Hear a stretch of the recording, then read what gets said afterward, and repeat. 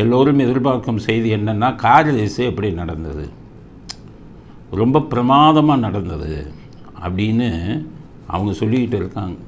எல்லா டிவிலையும் எல்லா இதுலேயும் அதை புகழ்ந்து பயங்கரமாக போடுறாங்க. ரொம்ப பிரமாதமாக நடந்தது. உண்மையிலே பிரமாதமாக நடந்ததா, என்ன நடந்தது அப்படின்னு உங்களுக்கு சொல்லணும்ல. அதாவது ஹைவேஸில் கூட இப்போ போகிற காருங்கள்லாம் பார்த்தீங்கன்னா 120 140 கிலோமீட்டர் போகிறாங்க. நம்மளுக்கு 140லாம் சர்வசாதாரணமாக போடுறாங்க. ஆனால் இந்த கார் ரேஸில் கலந்தது ஏதாச்சும் 140 போச்சான்னு கேட்டிங்கன்னா, கார் ரேஸில் போன அத்தனை கார்களும் சட்டத்தை ரூல்ஸை கரெக்டாக ஃபாலோ பண்ணாங்க. சென்னைக்குள்ளே 40 கிலோமீட்டர் தான் நீங்கள் போகணும், அதை கரெக்டாக ஃபாலோ பண்ணாங்க பாதிக்கு மேலே உள்ள காருங்க. ஆனால் நாய் ரேஸ் காரை விட முந்தி போகுது. இந்த வீடியோவை பாருங்கள், எவ்வளோ ஸ்பீடாக போகிறாங்கங்கிறது.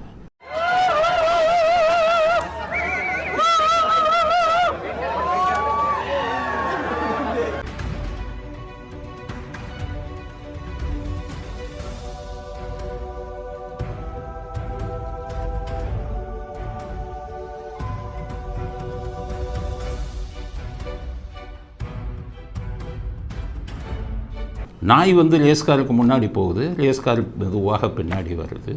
அப்போ எத்தனை கிலோமீட்டரில் போயிருப்பாங்கன்னு பாருங்கள். நாய் எப்படி உள்ளே வந்துச்சு அப்படின்னா, பாதுகாப்பு ரொம்ப அதிகம் போட்டாங்க. பாதுகாப்பு போட்டவங்க என்ன பண்ணிட்டாங்க, மனுஷங்க உள்ளே வராமல் பார்த்தாங்களே ஒழிய நாயை கவனிக்கலை. ஸோ நாய் பூரா உள்ளே வந்துச்சு.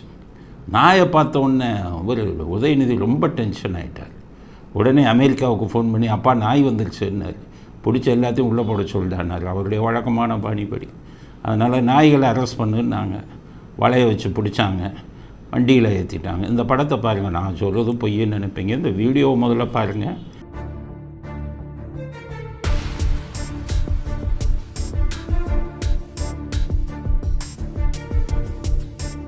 நாய் எப்படி ஓடுது, நாய்க்கு பின்னாடி ரேஸ் கார் எப்படி வருது, ரேஸ் கார் எத்தனை கிலோமீட்டர் வேகத்தில் போகுதுங்கிறத முதல்ல இந்த வீடியோவை பாருங்கள்.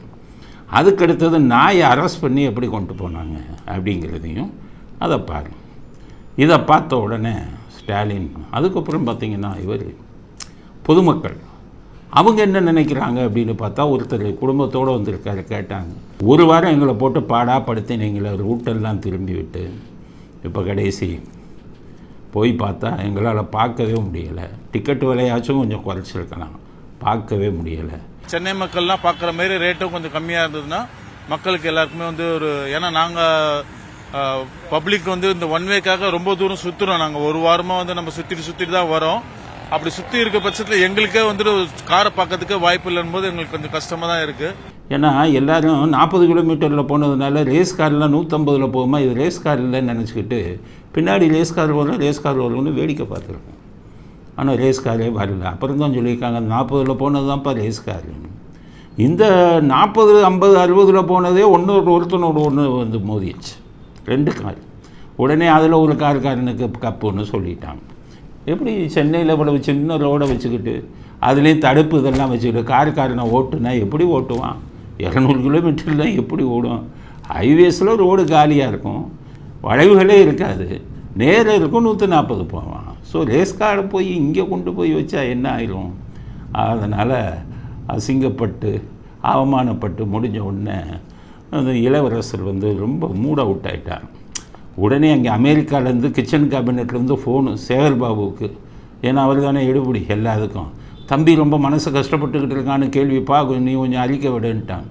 உடனே சேகர்பாபு அறிக்கை விட்டார். மிகப்பெரிய வெற்றி. அவர் பழனி முருகர் மாநாடுக்கு தான் அறிக்கை விட்டார். விளையாட்டுத்துறைக்குன்னா விளையாட்டுத்துறை மந்திரி இன்னும் சேகர்பாபுக்கு என்ன வேலை? என் கிச்சன் கேபினெட்லேருந்து சொல்லிட்டாங்க, தம்பி ரொம்ப மனசு கஷ்டப்படுவான்ப்பா. உடனே மிகப்பெரிய வெற்றின்ட்டார் சேகர்பாபு. நாங்கள் இன்னும் ரோடுகள்லாம் கொஞ்சம் இதாக இருக்குது, அதெல்லாம் சரி பண்ணிடுவோம் அப்படின்ட்டார். கிச்சன் கேபினெட்லேருந்து ஸ்டாலினை கூப்பிட்டு, தம்பி ரொம்ப கவலையில் இருப்பான், நீங்கள் கொஞ்சம் அறிக்கை விடுங்கன்னு அப்பா பையனுக்கு பாராட்டு தெரிவிக்கிறார். என்பவர் உதயநிதி மிக அருமையாக நடத்தி விட்டார் அப்படிங்கிறாரு ஸ்டாலின். அவ்வளவு பாராட்டு மேலே பாராட்டு ஸ்டாலின் பையனை பற்றி அங்கேருந்து பாராட்டிட்டார். ஏன்னா பையன் ரொம்ப வெக்ஸ் ஆகிடுவார். அது பத்தாதுன்ட்டு நாரதரை போய் பிடிச்சிருக்காங்க. நாரதரை பிடிச்சி நீங்கள் ஒரு வாழ்த்து செய்தி சொல்லுங்கள், நல்லா இருந்துச்சுன்னு சொல்லுங்கள். நாரதர் யாருன்னு கேட்டிங்கன்னா நவீன நாரதர் தான் ரஜினிகாந்த். நாரதர் எப்போவுமே எங்கே போனாலும் கலகத்தை உருவாக்கிடுவாருன்னு சொல்லுவாங்க. அது மாதிரி ரஜினிகாந்த் போகிற இடத்துலலாம் எதையாச்சும் பேசி கலகத்தை உருவாக்கிறார்.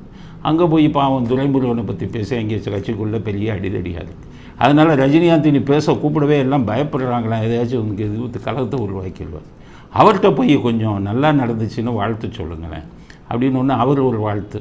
ஏன்னா அவருக்கு அடுத்த படம் ரிலீஸ் ஆக போகுதில்ல, வேட்டையன் ரிலீஸ் ஆக போகுது, அதுக்கு அடுத்தது கூலி ரிலீஸ் ஆக போகுது, 2 சன் பிக்சர்ஸு. திமுக குடும்பத்தோட தயவு வேணும், அதனால் சூப்பராக நடந்துச்சுன்னு சொல்லி ரஜினிகாந்த் ஒரு அறிக்கை.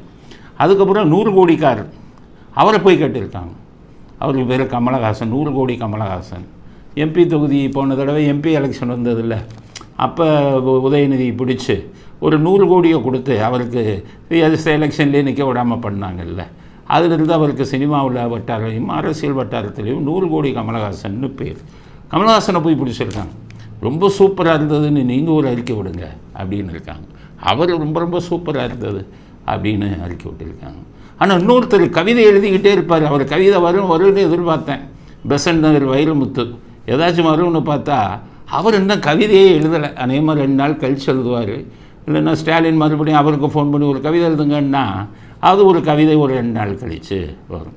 எவ்வளவு கூத்தடித்து இவ்வளவு சிறப்பாக ஒரு இதை நடத்தி முடிச்சுட்டாங்க. கீழே விழுந்தாலும் மீசையில் மண் ஓட்டலைங்கிற மாதிரி எல்லோரும் பாராட்ட வச்சு அவங்களுக்குள்ளேயே மகிழ்ச்சி.